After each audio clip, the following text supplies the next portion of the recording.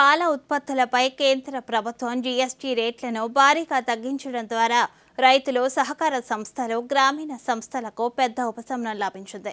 పాల ఉత్పత్తులపై జీఎస్టీ రేట్లను భారీగా తగ్గించడం వలన దేశవ్యాప్తంగా దాదాపు 10 కోట్ల మంది పాడి రైతులకు నేరుగా ప్రయోజనం కలుగుతుంది. ప్రధానమంత్రి నరేంద్ర మోదీ నాయకత్వంలో తీసుకున్న ఈ నెక్స్ట్ జనరేషన్ జీఎస్టీ సంస్కరణను అమూల్తో సహా మొత్తం పాల సహకార రంగం స్వాగతించింది. పాలు, జున్నుపై జీఎస్టీ నుండి పూర్తిగా మినహాయింపు ఉంటుంది.